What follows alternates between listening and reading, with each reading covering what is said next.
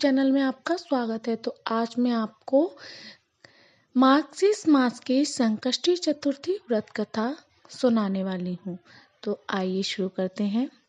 मार्गशीर्ष संकष्टी चतुर्थी, जिसे अगहन संकष्टी चतुर्थी भी कहते हैं, यह व्रत 18 नवंबर को रखा जाएगा। इस दिन भगवान गणेश जी की पूजा की जाती है और व्रत रखा जाता है। पौराणिक मान्यताओं में बताया गया है कि माता सीता को खोजने से पहले हनुमान जी ने भी यह व्रत किया था। इस व्रत के प्रभाव से वे बड़ी आसानी से सागर पार करके लंका में माता सीता तक पहुंच गए थे। आइए आपको बताते हैं इस व्रत की कथा, जिसको पढ़ने से आपकी पूजा संपूर्ण मानी जाएगी। प्राचीन काल में त्रेता युग में दशरथ नामक एक प्रतापी राजा थे। वे राजा आखेट प्रिय थे। एक बार अनजाने में ही उन्होंने एक श्रवण कुमार नामक ब्राह्मण का आखेट में वध कर दिया। उस ब्राह्मण के अंधे माँ बाप ने राजा को श्राप दिया कि जिस प्रकार हम लोग पुत्र शोक में मर रहे हैं, उसी भांति तुम्हारा भी पुत्र शोक में मरण होगा। इससे राजा को बहुत चिंता हुई।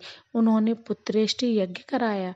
फलस्वरूप जगदीश्वर ने राम रूप में अवतार लिया। भगवती लक्ष्मी जानकी के रूप में अवतरित हुई। पिता की आज्ञा पाकर भगवान राम सीता जी और लक्ष्मण जी सहित वन को गए, जहाँ उन्होंने खरदूषण आदि अनेक राक्षस व राक्षसियों का वध किया। इससे क्रोधित होकर रावण ने सीता जी का अपहरण कर लिया। सीता जी की खोज में भगवान राम ने पंचवटी का त्याग कर दिया और ऋष्यमुख पर्वत पर पहुंचकर सुग्रीव के साथ मैत्री की। तत्पश्चात सीता जी की खोज में हनुमान जी आदि वानर तत्पर हुए। ढूंढते ढूंढते वानरों ने गिद्धराज संपाति को देखा।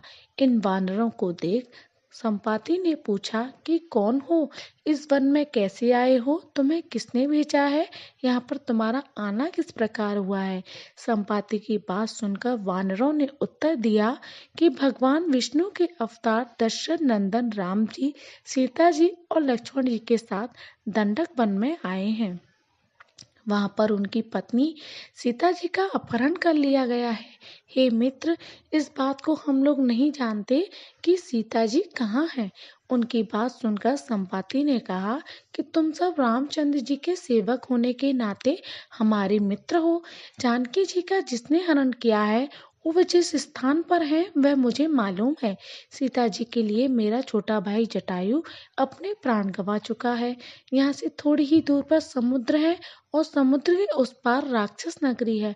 वहाँ अशोक के पेड़ के नीचे सीता जी बैठी हुई हैं।